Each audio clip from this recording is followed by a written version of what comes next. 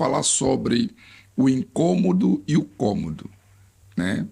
O que isso significa? Quando você não se incomoda, você se acomoda.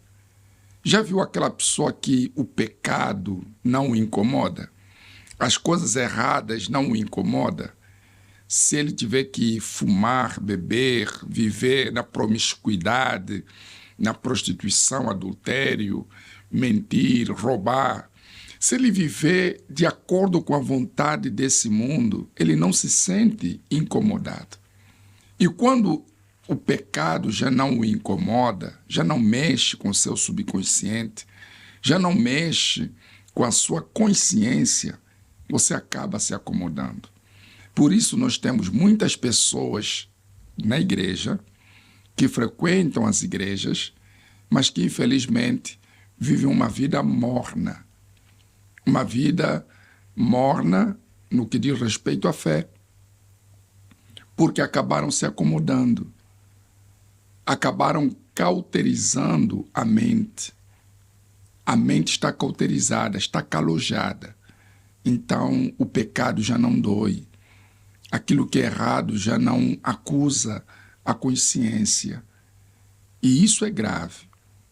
Porque imagina, se Jesus volta e encontra a pessoa nestas circunstâncias, ou se a pessoa é promovida, quando eu digo promovida, estou me referindo a pessoa morrer, partir desse mundo.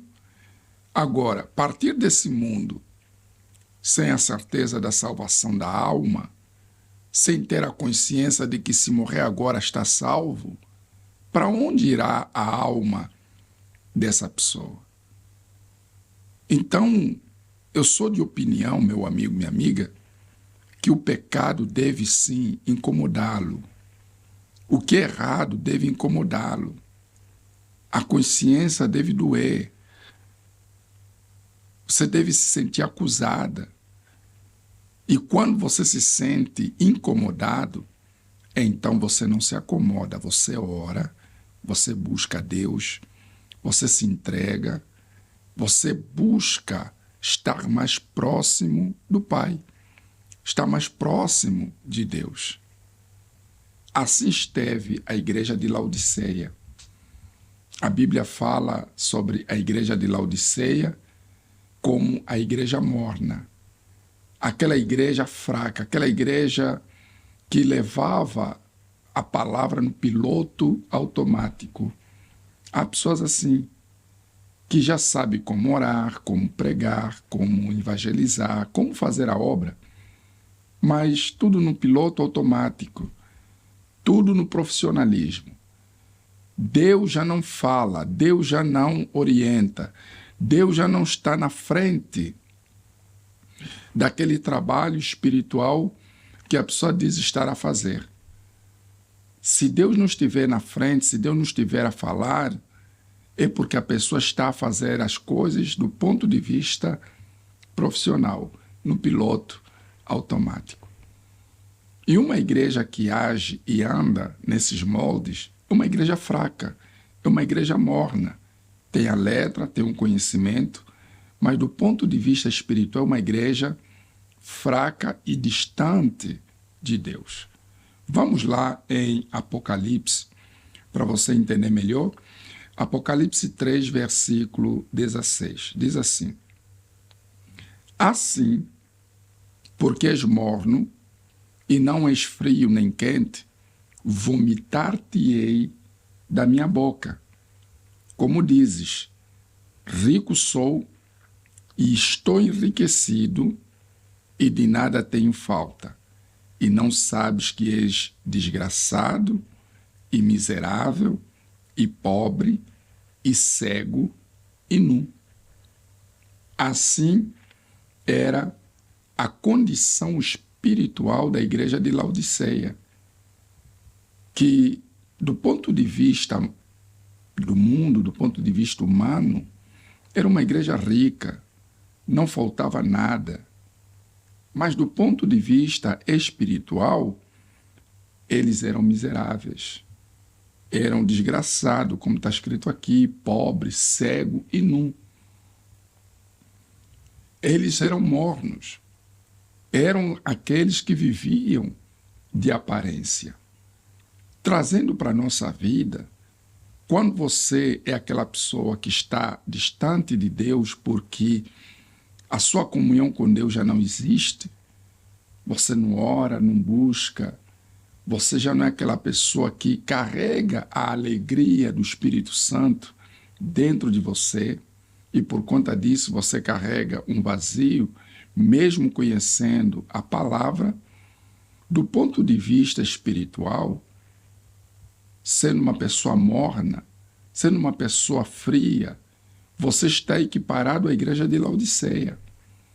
Aquela igreja que, embora Jesus ame e queira fortalecer, mas não depende apenas de Jesus, não depende apenas de Deus, depende de quem toma o primeiro passo. Depende de quem toma o primeiro passo. E essa igreja não é do ponto de vista institucional. Essa igreja de Laodiceia representa você, representa eu, cada um de nós, a vida que nós temos levado diante dele. Então não importa se você tem a sua denominação, não vou falar aqui o nome, mas você representa essa igreja. Ou seja, a igreja de Jesus somos nós, seres humanos. Há quem é Tiatira, há quem é Esmirna, há quem é a igreja de Éfeso. No caso, hoje estamos a falar da igreja de Laodiceia, porque era uma igreja que acabou se acomodando na fé por conta dos bens materiais. Por isso é que Deus, muitas das vezes, permite o cristão passar necessidades, problemas, para que esse cristão não venha se acomodar na sua fé. Quando você tem necessidades de orar, de buscar, a sua fé se acende, a sua fé se ativa.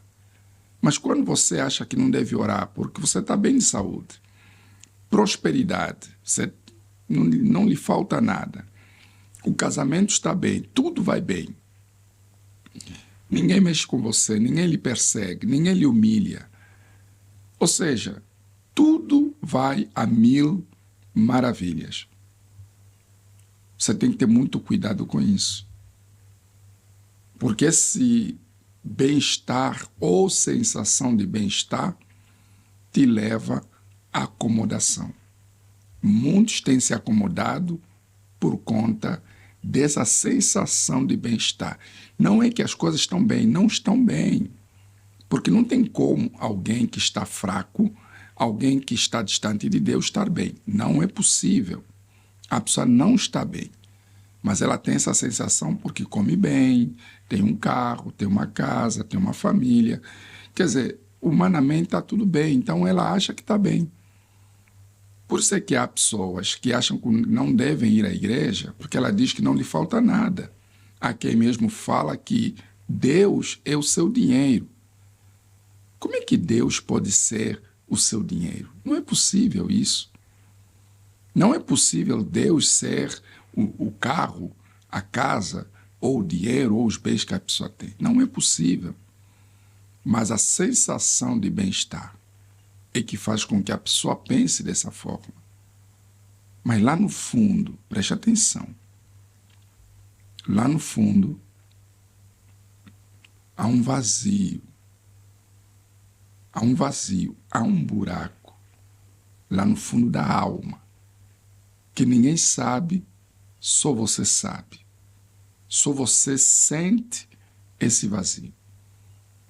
E esse vazio não é preenchido com amigos, não é preenchido com dinheiro, até porque se esse vazio fosse preenchido com dinheiro, você não teria esse vazio, mas esse vazio existe porque o único que pode preencher esse vazio é o Espírito de Deus, é o Espírito Santo.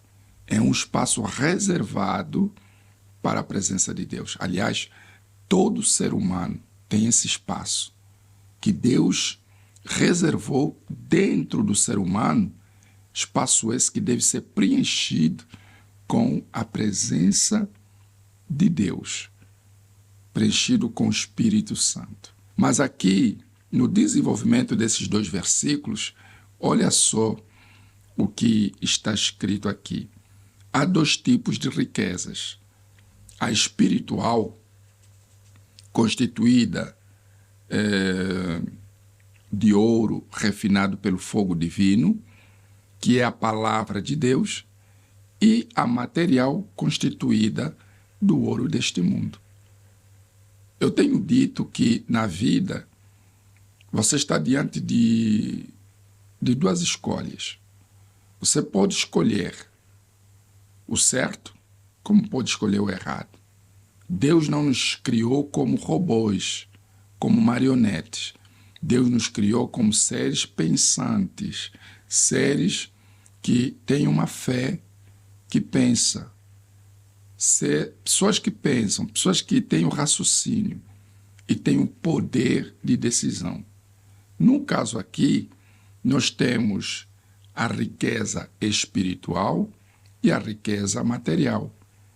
Para que você escolha, você precisa fazer uma escolha. Que tipo de riqueza você quer para a sua vida? Que tipo de riqueza você quer trazer para você? A material acaba, mas a espiritual continua para sempre. Eu, no meu caso, eu escolhi a riqueza espiritual, aquela que permanece para sempre. Agora, e você? Que riqueza você vai escolher para a sua vida, meu amigo e minha amiga? Aí, a igreja de Laodiceia estava acostumada a comercializar o ouro que enriquece materialmente e a desprezar a riqueza espiritual. De igual modo, há pessoas que se deixam enganar pelas conquistas materiais, pois pensam que isso as torna aprovadas diante de Deus. Ou seja, o fato dela, por exemplo, orar a Deus para Deus abrir as portas de um emprego, por exemplo, ela acha que Deus a aprova. Por isso é que você vê pessoas dentro da igreja vivendo no pecado. Porque ao mesmo tempo que ela peca ou vive no pecado, quando ela faz o uso da fé para uma conquista material, ela vê os milagres acontecendo na sua vida. Então ela pensa, Deus me ama, Deus me aceita, Deus me aprova. Porque imagina, eu faço o que é errado, mas quando eu oro a Deus, faço as correntes, determino, uso a minha fé, o milagre acontece. O que você precisa entender, meu amigo, minha amiga, é que tudo que se pode conquistar nessa terra, Deus já nos deu. Você apenas usou a fé para tomar posse daquilo que já é seu. A partir do momento que Jesus morreu na cruz do Calvário, ele já nos deu tudo, nos deu saúde, nos deu prosperidade, nos deu as conquistas que vamos tendo ao longo da vida. Deus nos deu tudo. Então, você não precisa correr atrás. Você tem que saber o que é prioridade, porque até essas bênçãos materiais, Deus vai dando de acordo com a necessidade. Mas quando você entende que o mais importante é a riqueza espiritual, é Ele quem dá condições ao ser humano para possuir riquezas. É Deus, mas orienta a não colocar nelas o coração. Embora muitos tenham conquistado as grandes bênçãos por meio da fé, não conquistaram o principal, que é o novo nascimento, e por isso continuam pobres, miseráveis e cegos. Então, um cego não enxerga o caminho, não sabe aonde vai chegar. Assim são muitos que dizem ser de Deus, pregar, orar, frequentar a igreja, mas andam como cegos, que não sabem para onde estão indo, porque estão focados em coisas que perecem e não em coisas que permanecem para a vida eterna. Não faça como a igreja de Laodiceia. Não te acomodes na fé. Não deixe de buscar, de orar. Não deixe de congregar. Não deixe o sacrifício, a renúncia. Não faça isso. Porque ao fazeres isso, você estaria se acomodando e colocar em risco a salvação da sua alma. Já segue o Facebook do Bispo Alberto Segunda? Pela sua página principal, pesquise Bispo Alberto Segunda e em segundos fique a par de todas as últimas postagens.